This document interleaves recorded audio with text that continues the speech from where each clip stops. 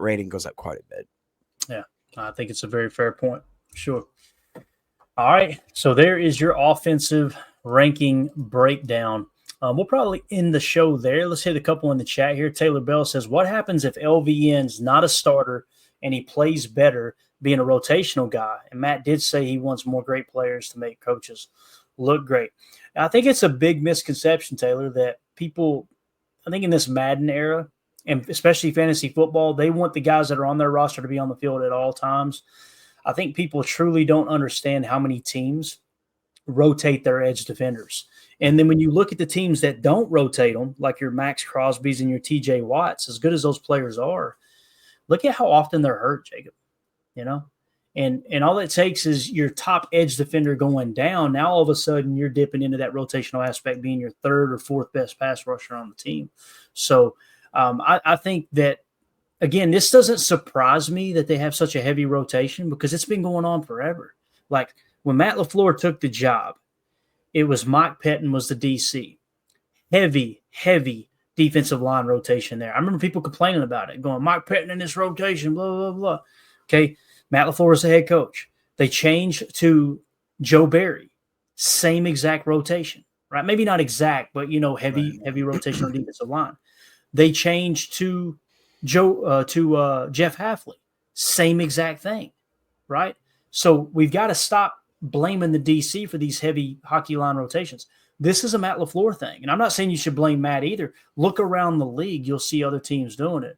I just want to point that out, that 3 different coordinators now, and you still have a heavy rotation. That tells me that's a Matt LaFleur decision and what he's telling his defensive coaches, how he wants a heavier rotation. And it sounds like they agree. If the DC came in and said, no, I want less of a rotation, Matt would probably listen to him. He'd probably give him freedom to run it the way he wants, but it's obvious that they all agree, hey, this is the way to go here. Dave's MX6 Garcia says, I would like more of a 60 to 65% edge split instead of that 50-ish like last year.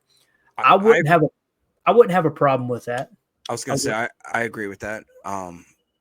Just because I want to put our aces in places in certain situations where it's like, when I look at a game and it's in the third, fourth quarter, it's a third down and I don't see Rashawn Gary on the field. Right. I go, what the fuck are we doing? And people, what kills me is hearing fans complain last year going, Rashawn Gary ain't even on the field enough. Well, that's not a Rashawn Gary thing. Yeah, it's not his fault. It's a coach thing, right? And here's what's crazy is everybody talks about he can't crack the 10-sack mark. I wonder why, right? Yeah. And I will say too that, like what Dave said, I would like our studs just to maybe be out there a little more prevalent in certain situations. But, where did I see it? Yeah, Coach says Eagles heavy rotation. They had a massive rotation. The difference, I would argue, is that their rotational guys are just as good as some of the guys they're putting in. You know what I mean? Their backups are almost as good as some of their starters. So, and you see that with the way that they draft. They have been, good Lord, they have been hitting some gems in their drafts the last few years, especially in the trenches. So, I think that's the direction that we're heading. If I had to guess, because of the way that we've addressed, hopefully, those trenches. I want to see like a Warren Brinson, but obviously Soren's. What's his? What the heck is his name? Barron Sorrell. Barron Sorrell. Thank you. I got a lot of hope in him, man. I got a lot of hope in Oliver. Is it Oliver Olivier? Have we figured that out yet? It's Oliver. Colin Oliver. Colin. And that's a different type of person we've had on that edge compared to he's a little bit undersized, quote unquote, but man, I think he can bend. And I just really am excited to see the tweaks that I think Jeff Hafley now is in his game. He understands what he has and what he doesn't have. And I think maybe he understands now that he needed certain pieces and to have guys do certain things that they maybe weren't doing last year. And boy, I'm excited. I have more faith in Hafley and him being in charge of that defensive rotation than any other defensive coordinator that we've had in recent memory. Yeah, same, man, same. And here's the thing too. I want to make myself very clear. I will not be surprised if our defense takes a step back this year. Okay, and people go, "What are you talking about?" Calm down. This is normal. Okay, I'm saying this because when a new DC takes over, especially one who has not been a defensive coordinator at the NFL level, Teams don't know how to attack him. Okay. So then you go into the second year. Guess what? That DC has now got to make a decision. Do we continue doing what we did last year, knowing those offenses, those other 31 offenses, have all of our game tape from the previous year? Do we stick with what's working and then adjust as they begin to up their attack on it and know how to beat it now? Or do you make an adjustment now, trying to get ahead of the curve and then maybe outsmart yourself? These are the tough decisions that these coaches go through. So I'm just simply saying, historically speaking, the second year of the DC's reign, no matter who it, and not, I'm sure there's been some that have gotten better in the second year, but more times than not, DCs will take a slight step back in year 2 and then jump back up in year 3 if they're good DCs. So I just want to mention that, because please, please, please, if they take a step back this year, please don't call for the firing of Jeff Hafley, okay? Because there's going to be still some growing pains there, and it's going to continue to happen. Now, yes, players will come in, they'll have a better grab of the scheme, and he's going to try to add another wrinkle or two in, I'm sure, probably more than that. I'm just simply saying, historically speaking, it's not the end. Listen to me, please. It's not the end of the freaking world if we look up and they've fallen back 3 or 4 spots scoring defense-wise this year. That's totally normal. However, if you see Jeff Hafley's defense improve again, you're looking at a guy that's about to get a head coaching job. That's going to happen. Yeah. It's one of those double-edged swords where you're like, I really hope that I don't see a situation where Jeff Hafley isn't a head coach in the next 5 years. I just don't. He just has such a good rapport with the players. He's so good with the media. He has such a demeanor about him where it's like, it's calm in a way, but at the same time, it makes you want to jump through a freaking brick wall. Mm-hmm. So that's a rare quality to have for a coach. CJ Ian said, there will be, Clay. I know maybe this is just me using this podcast as therapy to mentally prepare for those fans who are going to be calling for Jeff Hafley's job. If they take a slight step back. Let's jump into the scoring team rankings real quick, Jacob, before we wrap up here, man. Same thing as the offensive side. We don't have near as many stats, I don't believe, but we'll kind of run through them quick. We'll make sure we're done here at hour 20. If you got to go, you just go, man, if you ever have to hop off here. So let's go to team opponent points per play. Jeff Hafley had this defense 5th best in the National Football League, only allowing 0.329 points per play. Minnesota Vikings were in the number 4 spot ahead of them, Philadelphia Eagles at 3, Chargers at 2, and the Denver Broncos in the first place spot. Now, when you look at the year before, obviously Joe Barry's last year, it was definitely an improvement from opponent points per play, jumping to 5th at the 0.329. The year before, they had a 0.334. Not crazy different. If you had the same number of rankings this year, it means we probably would have went from like 8th to 5th, which is an improvement. It definitely got better. So there is that. And then the points per game, we finished 5th. So you see the same exact spot there, giving up 20 points per game this year. Under Joe Barry, they gave up 21.4 points per game. So you got 1.4 points better in 2024 as opposed to 23. What's your thoughts? Yeah, I mean, it's top 5. Let's go. Green Bay right there. It's a quiet type, because if I'm being honest with myself, I thought the Packers very much improved with the defense. I wouldn't have considered them a top 5, but when you look at a lot of the metrics, it's like, yep, there they are. They really did do that well. And I think that Packer fans, we talk about how sometimes we're very spoiled and we get very I don't know if conceited is the right word, but we seem to have an inability to acknowledge the fact that maybe we're not the top of the top. And then even when we start being towards the top of the top, the same fans are going, well, we're not that good. We're not that great. It's like, we need to understand what we have in Jeff Hafley, the guy coming into a situation with basically the same squad that other defensive coordinators had. I think he got more out of them than even I expected. And that I think my hopes were exceeded, to be honest. Realistically, when Hafley took the job, you thought, well, is he going to be able to turn this around? Is he going to be able to keep it on the same course? Is he going to drastically fall off? I think that he incrementally improved our defense, and I think that it's to the point where I have much more faith going into this next season that he's going to take that team to the next level. I really do. I do think that. I would be surprised if we're in a top 3 in all of these metrics going in. Yeah, for sure. All good said points per play means nothing to me. It's funny you say that. And listen, we can agree to disagree. This has been explained to me as the most important, I want to repeat, the most important statistic metric used in the gambling community. This is what they see as the most important gauge on how good a defense or an offense is playing. Like when you go to points per game, that can be manipulated by a quick turnover, right? Let me give you an example. If a team turns the ball over, right, and that team scores on the very next play, you're going to see their points per game be inflated, right? However, if the next team holds them, if you go to the same situation where the ball is turned over on their side of the field and a defense stands tall for 3 straight plays, that drives the points per play down, right?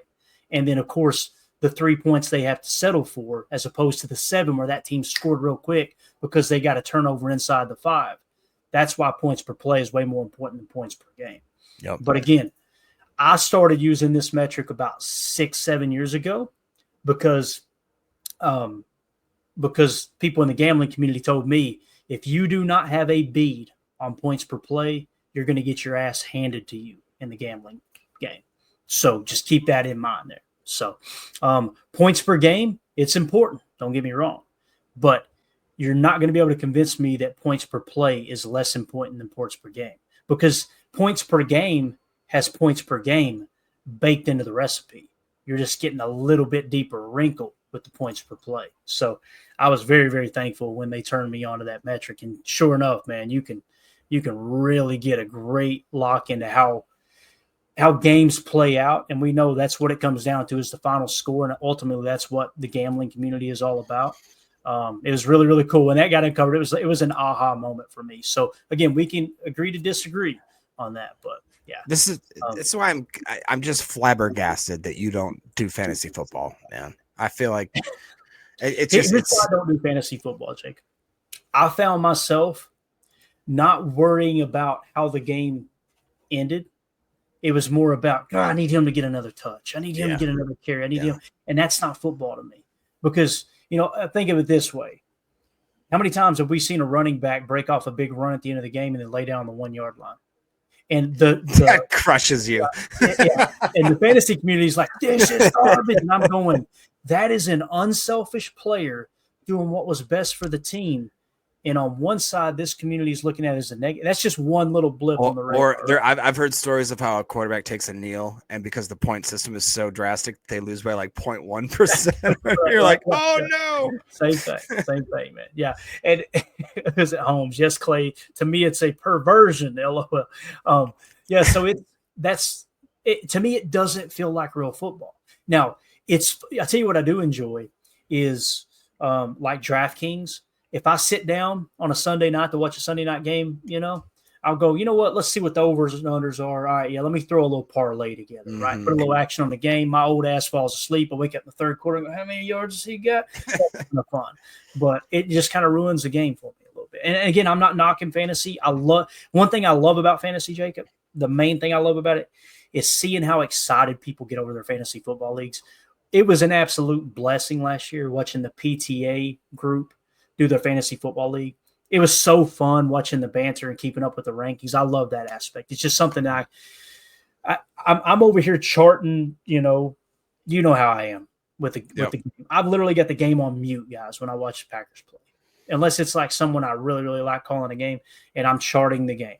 I'm charting first down passes. I'm charting turnover differential. I'm charting middle late plays. I'm charting run to pass ratio, all this stuff. So the fantasy aspect, I guess I get my fix off that. Makes sense. So, but yeah, you're not the first person to tell me. I got a good friend named Jay. He watches the show, and he was like, "Clayton, man, I don't understand why you don't get in our fantasy football league." I'm like, "Man, I just can't do it. I feel like I'm cheating on the game of football. I do, man. It's just really, really strange." So, there's a couple in here I wanted to hit real quick. We already hit that one. We'll come back to them. We got a couple of them marked. Let's move along here. So again, what that tells me though, Jacob, scoring offense, we're top 5, baby. That's awesome. Absolutely awesome. So, and somebody pointed out in the chat, they didn't like and this is points allowed per play, right? And per game. They pointed out how our defense struggled on the road, Jacob, and I think it's a valid point, right? .357 in away games as opposed to .329 on the year. Really, really good at home, though, .298 in points per play. And when it comes to the away games, the Packers were giving up 23.2 points on the road, but at home only 16.8. So shout out to the home crowd, making it a little more difficult, I'm sure has something to do with it. So now let's go into red zone scoring. This is where they struggled a little bit, okay? Yeah. This is opponent red zone scoring percentage, touchdowns only. Again, we removed the field goals here. And this is the percentage in which offenses scored a touchdown once they got inside the 20, the red area, the red zone, whatever you want to call it. And Denver leading the way here at 44.44% in touchdowns allowed in red zone percentage. The Packers ended up finishing 16th at 57.41%. So I guarantee you, Coach Hafley, going into this year is going, hey, guys, we got to get better at red zone defense. That's definitely something we can work on. When you go back to 2023, this is going to piss some Joe Barry haters off.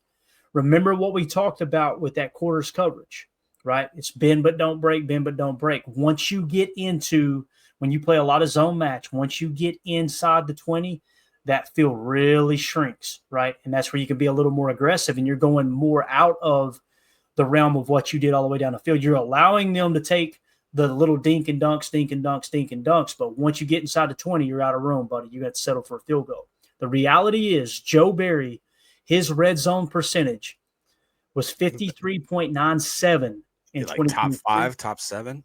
Probably would have been, I would imagine, yeah. And then in 2024, Jeff Hafley drops back to 57.41. Again, not saying Jeff Hafley is horrible, but he's middle of the pack in red zone percentage. So we got to get better there. And I just think it's one of those things, Jacob, where people see it and they go, okay, yeah, it's because, you're playing bend but don't break. Yeah, that's true. You're playing bend but don't break all the way down the field.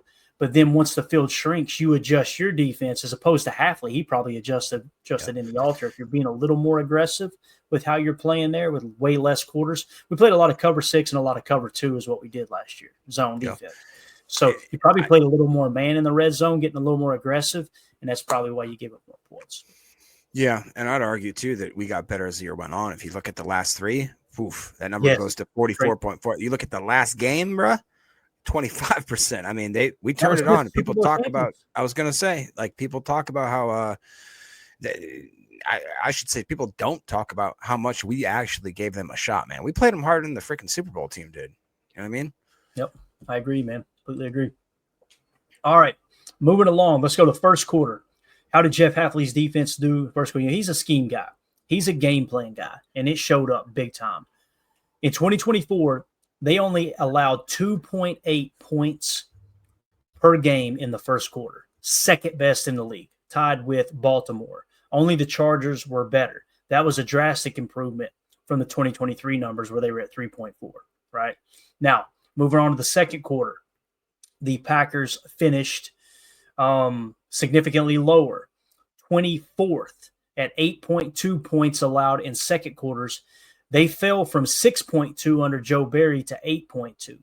But typically what you see is in the first quarter, that flips, right? So if you're really good in the first quarter, you're probably going to struggle a little bit in the second quarter. It kind of comes out in the wash, but nonetheless, what you're seeing is, again, the first quarter, you're gathering information. Jeff Hafley had these boys ready to go in the first quarter, and then as the other team made the second quarter adjustments, that number gets a little inflated, right? And this is just game planning 101 in terms of coaches. So with that being said, does that catch you off guard there? They were second best in points allowed in the first quarter. However, in the second quarter, they fell all the way to 24th. Does that worry you? Do you think that's just a byproduct of what we talked about, how being so good in the first quarter, teams adjusted in the second, and then those numbers are a little inflated? It's a little worrisome, to be honest, that like you said, you come out strong in the first and then they make those adjustments. I'd like for us to make the adjustments so that they can't kind of counteract that. But it's a little troubling, to be honest, but I'm not ready to throw the baby out with the bathwater. You know what I mean? So it's, I think that's, again, one thing that there's very few aspects of the defense where it's like, we got to get better in this way. You know what I mean? This is one of them. So I think Jeff Hafley probably looks at that as a welcomed criticism, and it is a big jump too from you see the kind of the grouping from Buffalo, Cincinnati, Chicago, and the Giants, Dallas, and then Green Bay is up there about what is that 7 decimal points kind of thing. So it's not the best situation there, but I think that's something that we could just improve on. It's a learning deal. H.E. Solder in the chat says, any idea what the third, I think he's saying third down distance stop percentage was, right? Feel like they were not great on getting off the field in 2024. Here's what's crazy, Solder. I've got the team rankings on another tab open here. And basically if you're talking about third down defense, this is team opponent third down conversion percentage. Okay. So this is when they converted on third down, right? The Packers were actually 7th best last year at 36.53%. The year before, 43.7%, which would have put them in the 27 mark. So Jeff Hafley dramatically improved in terms of preventing third down conversions, if that's what you're asking. When you said third distance stop percentage, I'm assuming you were talking about third down. Correct me if I'm wrong in the chat if that's the case. So that is, I'm glad you asked the question. Whether that's the question you were asking or not, it's cool to uncover that information. And we're going to do a little bit deeper dive on the other metrics as we move forward in the offseason as well. We just wanted to focus on scoring tonight because this is like drinking from a fire hose here. So, all right, moving on to third quarter now. Third quarter score. H.E. Soda, crazy. I'm just traumatized. Amen. Amen from the year before, right? All right, so third quarter points allowed per game for this Packers defense. They finished 20th. So they struggled in the third quarter as well, allowing 5.1 points. However, they did improve from 5.4 points the year before, Jacob. So again, if you walk back through it, first quarter, second best. Second quarter dropped down significantly. Third quarter got a little bit better than the second quarter, but you're still struggling. They lost the middle eight a lot last year. I remember that. Yeah. So, yeah, I remember you saying that a lot when we, our group text. Clayton does not respond to most messages, but randomly you'll just randomly see, boys, we lost the middle eight. that's what we'll that's how I top it too in all boys. Like literally, I'm not even joking. He will barely respond to anybody, but he'll tell you if we lost or won the middle eight. I think that's in cornbread font. If you guys are wondering, that's how I text that over. So now, typically what I'll do is try to give you guys an idea of at the end of the first half turnover differential, middle eight where it sits, right, and kind of a quick recap. And then as soon as the middle eight's over, I want to try to get you guys that information. I'll tweet it out too. I'll put it out so going into the fourth quarter, did we win the middle eight and are we winning the turnover differential? That's what's important. So there you go. Yeah, Clay's middle name is middle eight. I've actually got on the inside of my wedding band here. It says middle eight. So there you go. Third quarter struggled a little bit, 5.1 points allowed. Now, fourth quarter, however, Jacob, look at this one, boy. Look at that, boy. First in the league at 3.9 points allowed in the fourth quarter last year. The best in the National Football League. So, boy, oh boy, can Jeff Hafley play that standalone game we talk about. Again, first quarter, gather information. Second quarter, control the middle eight into the third quarter as well. And then the fourth quarter is a standalone game. What did you learn how they were attacking you? Make your adjustment and treat the fourth quarter like it's its own game. There's nobody better in the league last year than Jeff Hafley at 3.9, jumping all the way from a 6.4 in 2023. Phenomenal job by Jeff Hafley's staff, man. Yeah, and it's not just like that we were good. We were a full 5 decimal points over the next one, which was Tampa Bay at 4.4. So that is quite impressive. I mean, to the point where I didn't even realize that this was the metric. It does kind of make sense because it's tough because when you think about a typical Packers game, just in my head, it was, maybe a strong start. All of a sudden, you let them back in the game. All of a sudden, you let them creep in the game again. All of a sudden, the fourth quarter, we tighten up. We play as if we're freaking superstars. And you just ask yourself, why weren't we doing this the whole game? Why weren't we playing like this the whole freaking game? And it leaves a little bit of frustration there. But I tell you what, you can't do much better than the first. So that's a metric that I hope that Hafley carries over. And, this is a great exercise again because I did not give the Packers defense this much credit, and I should have. I should have given them more credit, I think. And it's nice to see the numbers. It's nice to see how they stack up compared to the rest of the NFL. Yeah, and that's why it's important. Like once the smoke is settled, and I try to do this during the post game shows as much as I can to kind of put things into perspective. Again, if you guys have never tuned in our post game shows, I'm really excited about you having an opportunity to do that this year. We try not to. We try not to. We try not to. I'm going to say it again. We try not to come in here overly emotional. I tell the guys if we lose, hey, 20-minute cool it off, and we're going to come in here and listen. Packer fans are upset too. We're going to give them something to laugh about. We're going to have a good time. People are not going to leave the post-game show depressed, but we're also going to talk about what happened and why did it happen. So I try to give people an idea of, all right, here's what truly happened, as opposed to being drunk, live stream, going, this defense sucks. What are we doing? Yeah. Everybody calm down and let's take a second and realize what actually happened. I take back my previous statement. Other than the middle eight text, Clayton will be like, all right, boys, we're going live in 20. If you're too depressed, don't hop on the stream. And I love everyone. I love you guys, but listen, we're not going to get in here and turn this into a crybaby session. We're going to have I'm not going to do anything. I'm 42 years old. I don't know how many more years I got left. I sound like Papa over here, right? I'm not going to be upset watching football. So we're going to have a good time, win, lose, or draw. But we're going to talk about what happened too. So that's funny that you remember that because I did make a valiant effort. And I understand it, man. I get it. Like, you think I ain't pissed off? You think I don't throw my ink pen against TV in here charting this game? But people tune in, to have a good time. So we do try to put a little Clayton deals with what I deal with, where a lot of times you have a friend group where, for whatever reason, with the Green Bay Packers, they want to send you negative, pessimistic, and you have to be the sounding board. My little brother, bless his heart, he's that way. I cannot watch a game with him because the first quarter, 2 seconds in, he's like, we're losing the game. And you're like, all right, Sammy, let's just chill here. It's tough because it drags me down personally because I'm a type of guy where I want to feel positive. I'm forever hopeful. I've watched too many Packer games to know that, like, man, you could see something amazing happening here. I don't want to sit here and dwell. And also, like, while you're watching the game, it's enjoyable for me. I don't want to sit there and wallow the whole time while I'm watching the game. That's not why. Nobody does anything to feel miserable. I mean, other than being a Bears fan, And you're born into that, It is what it is. Yeah.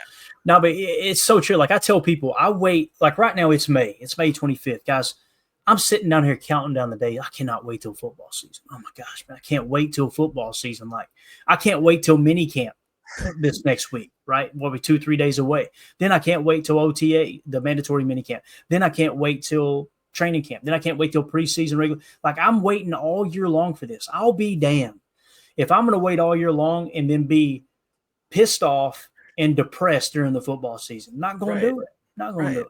So anyway, there's that. Let's just kind of break it down into halves now. Okay. First half, points allowed per game. Jeff Hafley's defense finished 14th. Okay. At 11 points allowed in the first half. Guys, that was a step back from Joe Barry last year in 2023, who had 9.6 points allowed in the first half. Okay. Now, it's not a huge step back, but it's a step back. Again, if you see it, you got to say it, right?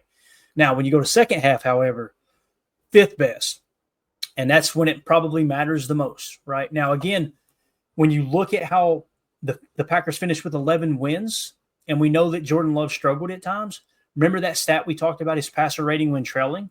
Mm-hmm. It lines up perfect. The perfect storm was Jordan Love played really good when he was losing last year, and Jeff Hafley called his best games in the second half of the game. That's a recipe for maybe winning 2 extra games that you should have lost. So that's a good little combination there. I like that. So in terms of second half points per game, they did get significantly better last year, okay?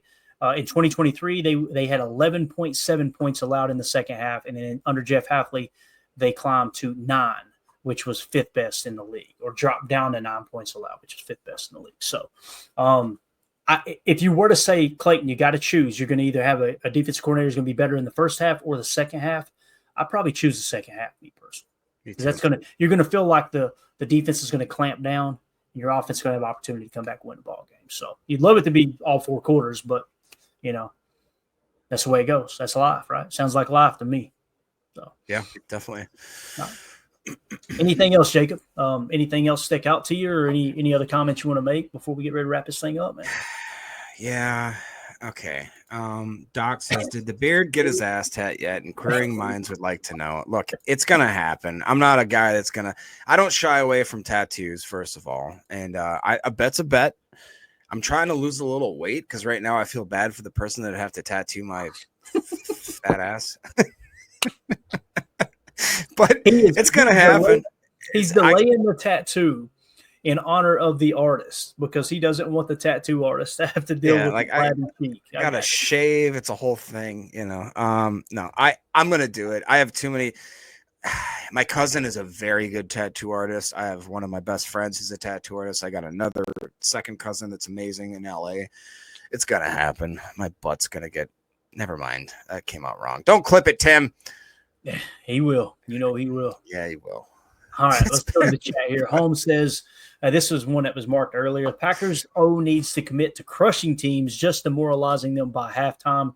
When we do that, and Matt calls the game that way, these guys would be top notch. The problem with that, Holmes, is it's not like he isn't trying. I promise you, Matt LaFleur isn't sitting back going, let me save my good stuff for the second half. Again, they're trying to gather information. Here's what they do, and it's easy for us fans. I'm as guilty as anyone. You get caught up in the moment. I just talked about keeping my cool, and I get as frustrated as anybody, right? They go into the week. They probably watched the previous 4-game saturation of their opponent, as well as the last 2 head-to-head against that specific OC and DC, whether they were with that team or not.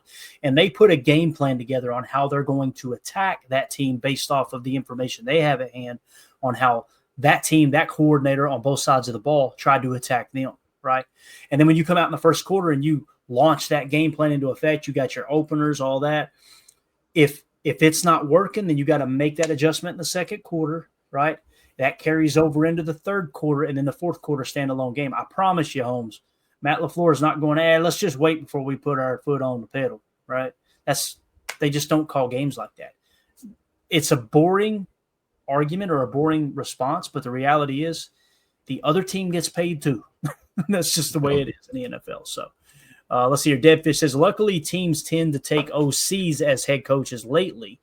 Hafley might be with us for a while because of that. I think that's a great point, Deadfish, and I hope it continues to hold true. I personally think like that. I don't want a defensive coach as a head coach. I want an offensive mind. That's just how I would construct my team if I owned one. Mm-hmm. So Demetrius Melvin says, I want to see Hopper, Sorrell, Brinson, Oliver, and Stackhouse in this defense. Every player that you named off there, Demetrius, not one of them do I go, I don't really know. You know what's crazy? Hopper's the only one that I'm a little more hesitant on than the others. And he was a third-round pick simply because he was a third-round pick and he couldn't hardly sniff the field. I know he had injuries, right? They say he's a thumper, but he struggles in pass coverage. But Sorrell, maybe I'm being a fanboy. Maybe I've watched too many highlight reels, but I really think there's something there. I would not be surprised at all if we look up, by halfway point of the season in 2024 and go, Sorrell has passed Enigbare up. Like I could see that happening. He's got all the tools. He's got to go out there and do it. Brinson, I'm a little bit lower on, but I can see the value there. Oliver is really exciting because if Colin Oliver makes it on the field, Jake, but we talked about this the other night, I think it means that Jeff Hafley is pressed into maybe a Leo or a Viper role in his defense, and that gets exciting whether it works or not. Because as a junkie, as a nerd here when it comes to the game tape, I'm going to be diving into that going, they've got a hybrid out there now. Colin Oliver fits that mode to a T. And, of course, Nazir Stackhouse, to me, he looks like a dog. He's won 2 national championships with the Georgia Bulldogs, if I remember correctly. The only problem, I think one of the reasons why he dropped that narcolepsy, is that what it is? Where you fall asleep all the time? It's a real thing. They said he would fall asleep on the sidelines. It's a medical condition. I wish I could blame a medical condition on my old ass having to take a nap every afternoon, but I don't have that luxury. So anyway, what do you think about those guys mentioned there, Jacob? Let me ask you about Hopper, and just real quick, what comes to mind when you think of Hopper? Do you think we got something there? Is it still too early? What do you think there? I really do have hopes for him. Look at Chris says second round talent, Clayton per Goot. That's what Hopper. What Goot had on him was the second round talent. That to me, let's go. Coach says play Hopper on early downs, let him be that thumper. I kind of agree with that too. First and second down, let him just go frickin' fill those holes. Yeah, that came out weird. I'm just saying it's the type of player where if we have an avenue for him to go and succeed. I think that Jeff Hafley is the type of coach to put him in the right position. Like I said, I think he puts aces in their places, and maybe we just need a little bit more time where he understands how the speed of the NFL goes. He had the injury, all that kind of stuff. I am really excited personally about Oliver, like to the point where, again, if you look at his first two games when he had this last year, he got hurt after those first two games. He got hurt midway through the second game. But in those first two games, the dude was putting up numbers that were unbelievable. I'm talking 30% pressure rate. He had like 16 pressures in 2 games. I mean, he was playing like his hair was on fire, and he wasn't playing against, I believe it was against like Arkansas and then South Dakota State. So again, not the best talent, but South Dakota State is nothing to shake a stick at nowadays. I love the fact that like they acknowledge that, yeah, he's not the prototypical type of guy we have. He can play stack backer. He can play edge. He can play, a little bit more of that, like you said, that Viper role. Let's go. It's been a while since we had somebody that was more of a designated pass rusher, and I've seen people compare him to prime Clay when Clay was off that edge and just had that bend and that snap. Like he could duck under somebody, he could get under the pad level and then just take an angle to the quarterback. And he was so good at closing.